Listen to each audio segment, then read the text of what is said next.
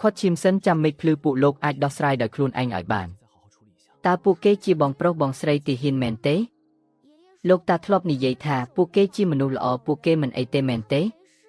ខ្ញុំឈ្មោះជែនហ្វេងមកពីកងពលតូចប្រតិបត្តិការពិសេសទី3នៃតំបន់យោធាភាគអាគ្នេយ៍យ៉ាវឈៀវទាំងគ្រូពេទ្យលេនឈួងទីហ៊ានតាក់ទងឆែងយាយជំនាញបំទុះយ៉ាងរួយអ្នកវីលោកយើងនឹងចងចាំគុណបំណាច់នេះបើមិនបានពួកលោកបើកទ្វារឲ្យទេពួកយើងទាំង5អ្នកច្បាស់ជាមិនអាចរត់រួចឡើយតែពួកលោកមកពីខាងណាយើងច្បាស់ណាស់ថាបានបិទរបាំងការពារមិនឲ្យមានមនុស្សចេញចូលផ្លូវពីស្ពាននេះទៅខាងក្រៅគឺពួកយើងជាអ្នកបិទមូលហេតុគឺដោយសារតែនៅក្នុងតំបន់នេះមានលាក់ខ្លួននៅខ្មោចឆៅផ្លូវចិត្តកម្រិតខ្ពស់ដែលគ្រោះថ្នាក់បំផុតកម្រិតយ៉ាងហោចណាស់ក៏ចាប់ពី6ឡើងទៅដែរយើងមិនប្រកាសថាវានៅឯណាទេប៉ុន្តែប៉ុន្មានខែមកនេះមនុស្សគ្រប់គ្នាដែលចូលមកក្នុងតំបន់នេះគឺមិនដែលបានចេញទៅវិញទេយើងបិទស្ពានគឺដើម្បីកុំឲ្យមនុស្សខាងក្រៅច្រឡំចូលមកស្លាប់ប៉ុន្តែពួកយើងខ្លួនឯងមិនអាចទៅចោលបានទេមេក្រុមរបស់យើងត្រូវបានខ្មោចឆៅគ្រប់គ្រងស្មារតីឃុំទុកនៅក្នុងទីក្រុងយើងបានឃើញផ្ទាល់ភ្នែកថាគាត់បានបញ្ជូនសញ្ញាសុំជំនួយចេញពីបង្អួចនៃអគារធំមួយប៉ុន្តែទីនោះគ្រោះថ្នាក់ពេកសាឡបង3ដងមនុស្សស្លាប់ស្ទើរតែទាំងអស់ដូច្នេះហើយទើបយើងយាមនៅទីនេះម្ខាងកំចាត់ខ្មោចឆៅដែលនៅដាច់ដោយឡែកដើម្បីប្រមូលគ្រីស្តាល់បង្កើនកម្លាំងម្ខាងទៀតរោគច្រកចូលចុះខ្មោចឆៅប្រភេទផ្លូវចិត្តនោះមានលក្ខណៈសម្បត្តិបែបណាខ្លះវាមើលទៅដូចជាមនុស្សខ្លាំងណាស់មិនលួយមិនខូចត្រង់ទ្រាយបើគ្មានអ្នកប្រាប់ថាវាជាខ្មោចឆៅទេពេលឃើញវាដំបងច្បាស់ជាគិតថាវាជាមនុស្សធម្មតាម្នាក់ស្បែកសខ្លាំងស្លេកតែម្ដងប្រស្រីភ្នែកពណ៌បៃតងស្លៀកឈុតធំស្អាតបាតដូចជាបុគ្គលិកការិយាល័យចេញពីអគារមុនពេលពិភពលោកវិនិច្ឆ័យអញ្ចឹងពេលមេក្រុមបញ្ជូនសញ្ញាចុងក្រោយគាត់បានប្រាប់ថាវាអាចប្រើកម្លាំងផ្លូវចិត្តបង្កើតរូបភាពបំភាន់ធ្វើឲ្យមនុស្សឃើញអ្វីដែលខ្លួនចង់បានបំផុតបន្ទាប់មកស្រុកយកវិញ្ញាណមនុស្សនោះនៅក្នុងរូបភាពបំភាន់នោះរហូតដល់អស់ក្រុមរបស់យើងមានមិត្តរួមក្រុម2នាក់ហើយដែលបានស្លាប់ដោយបែបនេះបងប្រុសព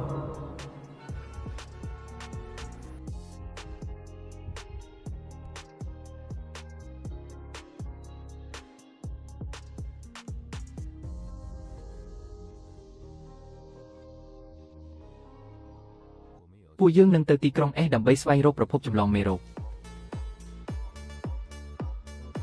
អ្នកទាំងពីរទៅទីក្រុង S ឈួតមែនទេដងស៊ីតេខ្មោចឆៅនៅទីនោះគឺច្រើនជាងខាងក្រៅរាប់សិបដងហើយថែមទាំងមានវិស័យប្រភេទផ្លូវចិត្តកម្រិត5មួយទៀតក្រុមពិសេសរបស់យើងទាំងមូលក៏មិនអាចចូលទៅបានដែរចុះពួកយើងមានទាន់បានជួយឯណា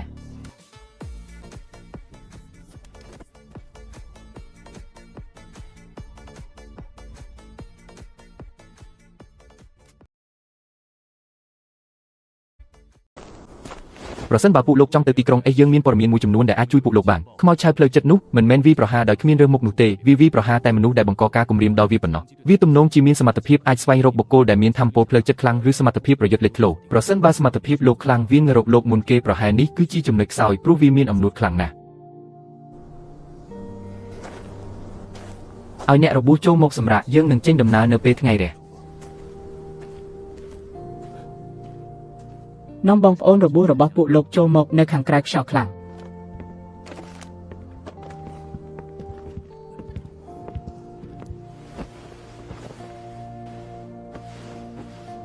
ឲ្យគាត់ដេកចុះលើកជើងដែលរងរបួសឲ្យខ្ពស់អរគុណណាស់ខាងអុយពិតជាត្រូវការសម្រាប់ហើយក្រែនេះមកពីណាតើគាត់ត្រូវបានខ្មោចឆៅខាងមែនទេគាត់គឺជាអ្នកប្រើប្រាស់សមត្ថភាពកម្រិត3របួសនេះគឺមកពីត្រីបំផ្លាញពូជមិនមែនខ្មោចឆៅខាំនោះទេកុំបារម្ភ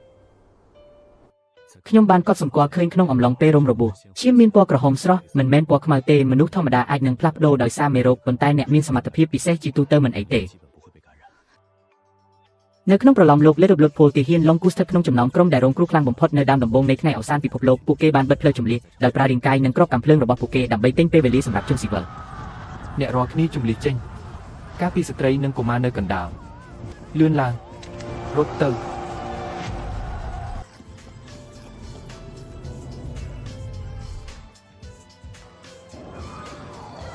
ប្រជាជនឡុងគូមានការគោរពចំពោះទាហានពីកំណើតមិនមែនគ្រាន់តែជាពាក្យសម្ដីនោះទេព្រោះពួកគេដឹងច្បាស់ថាអ្នកណានឹងឈរនៅខាងមុខកាត់ពីពួកគេនៅពេលមានគ្រោះមហន្តរាយកើតឡើង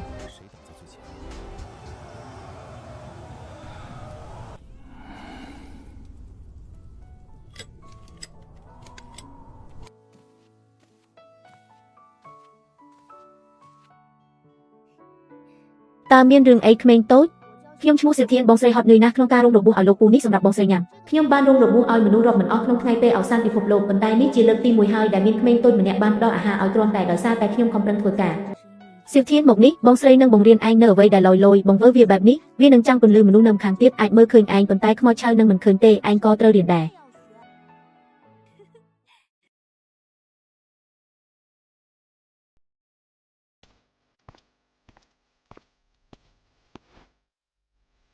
Dục ní lùm bạ bần tịch tử. Ôi bóng sấy sạch nhằm.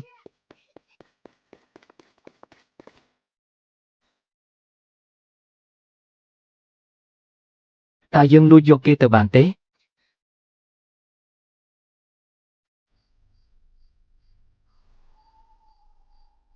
ពួកលោកពិតជាចង់ទៅទីក្រុងអេសមែនឬ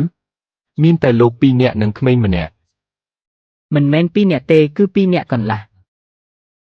Bóng siêu bài, siêu free rộp mùi nhóm có rộp mùi đài. Ban rộp anh mà nẹ đài tiếng óc buôn nẹ vô prong tế.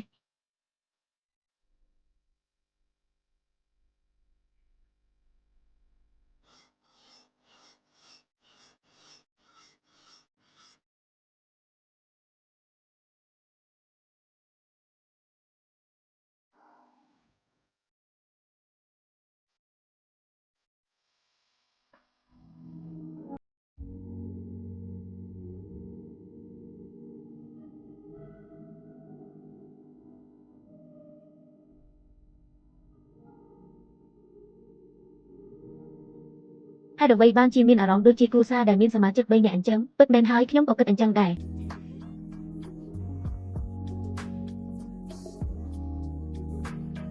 ជួយផងនេះវាផ្អែមល្ហែមពេកហើយ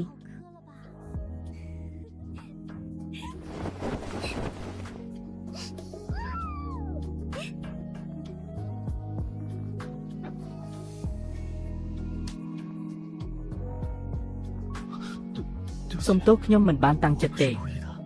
没事。